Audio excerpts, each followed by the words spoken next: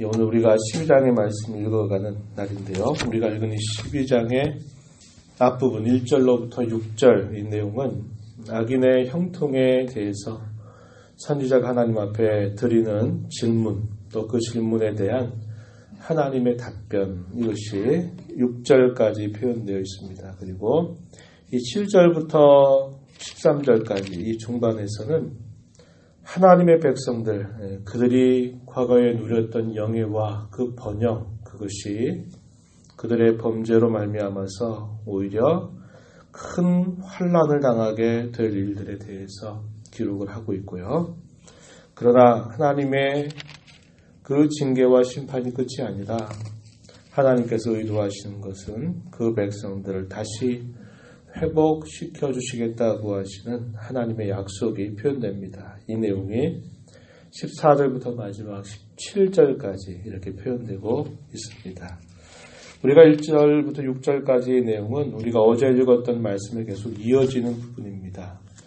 선지자가 당시의 백성들을 향해서 끊임없이 하나님의 말씀을 받아서 그들의 우상 숭배와 하나님을 멀리 떠나는 부분에 대하여 계속적으로 책망과 그것을 돌이키지 않게 될 때 하나님의 무서운 심판이 기다리고 있다고 촉구하는 그런 메시지를 전달하니까 그가 아나도 출신의 사람인데 자기 고향 땅에 있는 사람들부터 이 예레미야를 쳐 죽이자, 그를 가만히 두어서 안 되겠다, 이렇게 여기면서 이 선지자를 받게 한 것입니다. 그러나 하나님께서 처음에 예레미야 선지자를 불러서 그를 세우실 때 약속하신 것처럼 오히려 너를 대적하는 자들을 내가 멸하겠다, 이런 말씀을 따라서 하나님이 선지자를 보호하실 것을 약속하시게 됩니다. 그 말씀에 이어지는 선지자의 의문이었습니다. 1절 말씀에 가서 보면 주님은 의로우십니다, 이렇게 고백하면서도 그러나 주님을 향해서 선지자가 한 가지 질문을 드리는데 그 질문의 내용이 뭐냐면 악한 자의 길이 형통하고 반역한 자가 다 형통함이 도대체 무슨 이유입니까? 라고 말하는 것입니다. 선지자 예레미야는 어려운 때에 부름받았던 사람입니다. 당시의 유다 백성들이 하나님을 많이 떠나 있는 상황이기 때문에 하나님 말씀을 전하는 것 자체가 그에게는 매우 고통스러운 일이었습니다. 그래서 사람들이 그의 말을 듣고 그의 말을 하나님의 말씀으로 받아서 자신들이 살던 길을 바꾸어서 하나님 앞에 바른 길로 가는 게 아니라 그들의 완악한 마음 때문에 오히려 바른 말을 하는 선지자를 계속적으로 박해하고 더 이상 저런 말 못하게 하자 하는 마음으로 계속적으로 어려움을 당하게 하니까 예레미야 선지자도 어떤 마음이 드냐면 하나님, 왜 악한 자들이 계속적으로 이렇게 힘을 행사하고 그들은 왜 잘되고 그들은 왜 번역을 누리도록 그렇게 내버려 두십니까? 라는 질문을 던지게 되는 것입니다. 우리가 잘 아는 바와 같이 하박국 선지자도 어려운 시대에 부름받아서 하나님의 말씀을 전하죠. 그러면서 그가 가졌던 깊은 의문이 그겁니다. 하나님을 진실하게 믿고 그의 말씀을 따라 사는 사람은 끊임없이 고통을 당하고 어려움을 당하는데 하나님을 대적하는 사람들은 별일 없이 너무나 잘 지내는 것을 보면서 이게 도대체 어떻게 된 일입니까? 이러한 사실들을 어떻게 받아들여야 됩니까? 이러한 질문을 하나님께 던졌던 것을 기억합니다. 예레미야도 한편으로는 그 백성들이 지금 벼랑 끝을 향하고 있는 것을 내다보면 너무나 안타까운 마음을 금할 길이 없어요. 그래서 끊임없이 눈물을 흘리면서 그들을 향해서 호소하면서도 그가 전하는 그 말이 하나님의 말씀인데 오히려 자신을 박해하는 많은 악행자들의 모습을 보면서 마음이 또 상하게 되는 것을 표현하고 있습니다. 그들을 향해서 또 이렇게 또 고백하는 거죠. 하나님의 백성들의 향해서 안타까워하는 그 선지자의 모습을 보면 2절 끝에 가서 보니까 그들의 입은 죽게 가까우나 그들의 마음은 멉니다, 이렇게 표현합니다. 입술로는 나를 고백한다 말하면서도 너희 마음은 내게 멀다. 선지자 이사야, 100년 전 부름받았던 선지자 이사야에게도 하나님께서 그 마음을 선지자에게 말씀해 주셨죠.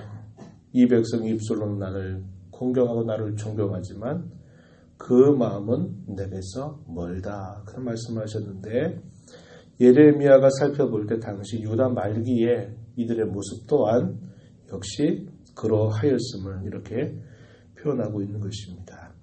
그래서 한편으로는 탄식하는 마음, 또 한편으로는 하나님을 향해서 간구하는 그러한 모습이 표현되고 있습니다. 그러한 선지자를 향해 하나님께서는 또 그를 위로하시는 말씀을 주시는데요. 5절 한번 가서 보시면 이렇게 말씀합니다. 만일 내가 보행자와 함께 달려도 피곤하면 어찌 능히 말과 경주하겠느냐. 내가 평안한 땅에서는 무사하려니와 요단 강물이 넘칠 때에는 어찌하겠느냐. 6절에 내 형제 아버지의 집이라도 너를 속이고 내 뒤에서 크게 외친다. 그들이 너에게 좋은 말을 한다 하더라도 너는 믿지 말아라. 예레미야 선지자가 앞으로 감당할 일들은 지금 당하는 그 일보다도 더 큰 일들을 그가 감당해야 됨을 하나님께서는 말씀하시고 한편으로는 그를 내가 너를 무사하도록 붙잡아 줄 것이다 라는 약속과 더불어서 내 가까운 사람들이 너에게 무슨 말을 한다 하더라도 너는 그들의 말을 귀담아 듣지 말고 믿지 말아라 이야기하고 있는 겁니다. 가까운 사람들은 누굴까요? 자기의 친족들 그리고 자기 고향 사람들. 아나도 사람들이 선지자 예레미야를 죽이려고 음모를 꾸몄던 그 일들이 있었죠.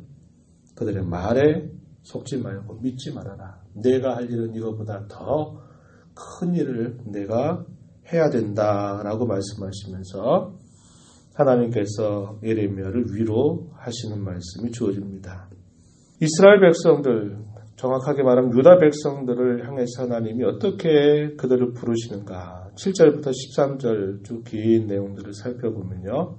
하나님께서 그 백성들을 부르는 별칭들이 많이 소개가 되고 있는데 7절 말씀 한번 보시죠. 7절에 보면은 하나님께서 그의 백성 유다를 향해서 내 집이란 말을 사용했죠. 내 소유 이렇게 표현했습니다. 내 마음으로 사랑하는 것 이렇게 표현했습니다. 8절에서도 내 소유라는 말로 사용하셨고 9절에서도 보면 내 소유 이렇게 표현했습니다. 10절에 가서 보면 내 포도원이란 말을 사용하셨고 내 목 이렇게 표현하셨죠. 내가 기뻐하는 땅 이렇게 표현했습니다. 하나님께서 택하신 그 백성들을 향한 이런 표현들, 별칭들 이것들은 하나님께서 그 백성들을 얼마나 소중하게 여기고 얼마나 귀하게 여기고 얼마나 값지게 여기는가 하는 것을 빗대어서 알려주고 있는 것입니다. 하나님의 집이다. 하나님의 소유다.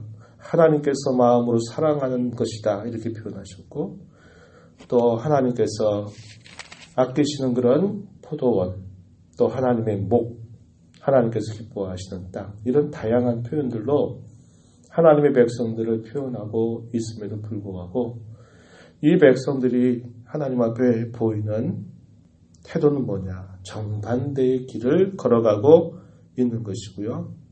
정반대의 모습을 보여주고 있음을 이야기하시는 것입니다. 그 표현들이 나타나는데 뒤에 가서 한번 보시면 11절 한번 가서 보십시오. 11절에 보면은 온 땅이 황폐함은 이를 마음에 두는 자가 없다 이런 표현을 했고요. 12절 가서 보면 끝에 가서 보니까 모든 육체가 평안하지 못하다 이런 표현을 했습니다. 13절에서는 그들이 무엇인가를 심고 또 가꾸어도 거두는 것은 오히려 나쁜 것들을 거두게 된다 이렇게 표현했어요. 무리가 밀을 심어도 가시를 거두고 수고하여도 소득이 없은즉 그 소산으로 말미암아 스스로 수치를 당하게 될 것이다 이렇게 표현했습니다. 그들에게 입혀주셨던 하나님의 은혜 또 영에 그들에게 주셨던 하나님의 복 그것을 그들은 반대의 길을 걸어가게 되면서 정반대의 모습을 나타내고 있음을 말씀하고 있는 겁니다. 하나님께서 그들을 존귀하게 하셨음에도 불구하고 그들이 반대의 길을 걸어감으로써 마침내 그들이 혹독한 그런 상황을 맞게 될 것, 그것을 말씀하고 있는 것이죠. 그러면서 그 백성들을 향한 회복의 메시지가 주어지는데 그것이 14절부터 마지막 절까지 주어지고 있습니다. 14절에 가서 보면은 이렇게 표현했어요. 먼저는 그 하나님의 백성들을 괴롭히는 악한 자들, 그런 대적자들을 향해서 하나님이 뽑아 버리시겠다라는 말씀을 하십니다. 나의 모든 악한 이웃에 대하여 여호와께서 말씀하셨는데 그들을 그 땅에서 뽑아 버리겠다. 반면에 유다 집을 그들 가운데서 뽑아낸다. 이 말은 하나님께서 유다 백성들을 다시 회복시키신다라고 하시는 약속입니다. 뿐만 아니라 그 회복의 메시지는 장차 이방 사람들에게까지도 그 회복의 은혜가 주어질 것을 약속하는데요. 그것이 15절, 16절, 17절 말씀에 표현이 되고 있습니다. 15절에 내가 그들을 뽑아낸 후에 내가 돌이켜 그들을 불쌍히 여겨서 각 사람은 그들의 기업으로 각 사람은 그 땅으로 다시 인도할 것이다. 내 백성의 도를 부지런히 배울 것이다. 이렇게 표현해서 하나님의 회복의 약속은 당시의 선민 유다뿐만 아니라 더 나아가서 모든 열방에 미칠 것을 약속하고 있는 내용이죠. 이것이 하나님께서 행하실 일들에 관한 내용으로 본문 속에서 소개가 되고 있습니다. 오늘 저와 여러분이 이 말씀을 보면서요, 함께 생각하고자 하는 것은 하나님께서 저와 여러분을 얼마나 값지고 귀하게 여겨주셨는가 하는 것입니다. 하나님은 유다 백성들을 향해서 이런 많은 별칭들, 나의 소유다, 내 마음으로 사랑하는 것이다, 나의 포도원이다, 내가 기뻐하는 땅이다, 나의 집이다 라고 이렇게 표현하는 것처럼 저와 여러분을 세상 가운데 구별하셔서 참으로 존귀하게 하신 그런 은혜를 우리에게 베풀어 주셨다고 하는 것입니다. 그러한 은혜를 받은 자들로 우리가 하나님의 은혜를 기억하고 그 은혜 안에서 늘 하나님을 섬겨가는 일에 힘써야 되겠다. 그런 거룩한 다짐을 다시 한번 하나님 앞에 하는 우리 모두가 되기를 바랍니다. 우리를 존귀하게 하신 그 은혜를 기억하고 성도로서 존귀한 삶을 하나님 앞에 살아가기를 힘쓰는 저와 여러분이 되기를 바라고요. 우리의 진정한 회복은 우리 스스로에게서 나는 것이 아니라 하나님의 은혜로 하나님의 약속으로 주어지는 귀한 선물임을 우리가 기억해야 한다는 겁니다. 이 회복의 메시지가 어떻게 이루어졌나요? 유다 백성들이 70년 포로 생활을 마치고 귀환하게 되는데 외적으로는 그렇게 회복이 되지만 진정한 회복은 하나님께서 새로운 언약의 시대, 새 언약 시대에 보내실 메시아를 통해서 이 약속을 이루실 것을 보여주고 계십니다.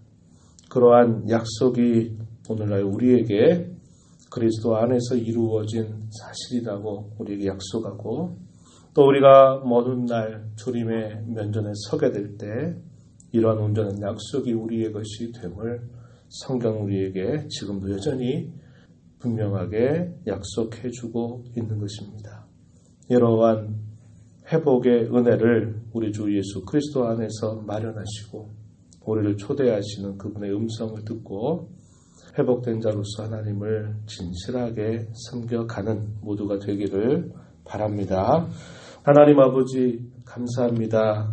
이 새벽 시간에도 저희들에게 귀한 생명, 호흡을 주셔서 하나님 아버지의 이름을 부르게 하시고 주의 은혜를 간구하는 자들로 저희들을 세워주셔서 감사드립니다. 아버지께서 우리 주 예수 그리스도 안에서 값없이 베풀어 주신 구원의 은혜, 저희들을 하나님의 기업을 이을 자로 존귀하게 하신 아버지의 귀한 은혜와 사랑을 언제나 기억해서 앞선 사람들이 하나님 앞에서 살았던 신앙의 모습을 돌아보고 저희가 오늘 주어진 우리의 삶을 하나님 앞에 어떻게 살아야 될지를 늘 살피고 성찰하고 돌이키는 복된 삶을 살도록 저희들을 도와 주시옵소서. 그리스도 안에서 저희들을 회복시켜 주시고 장차 우리를 온전케 하실 영원한 그 나라가 임할 때를 언제나 바라보며 우리에게 남은 삶을 하나님을 진실하게 섬기는 기회로 여겨서 하나님을 잘 섬겨가는 저희 모두가 되게 해 주시옵소서. 은혜의 보좌 앞에 나와 간구하는 저희들을 긍휼히 여기시고 저희들의 간구를 들으시며 저희들에게 필요한 것들 주께서 잘 아시오니 공급하시고 채워 주시옵소서. 예수님 이름으로 기도하옵나이다. 아멘.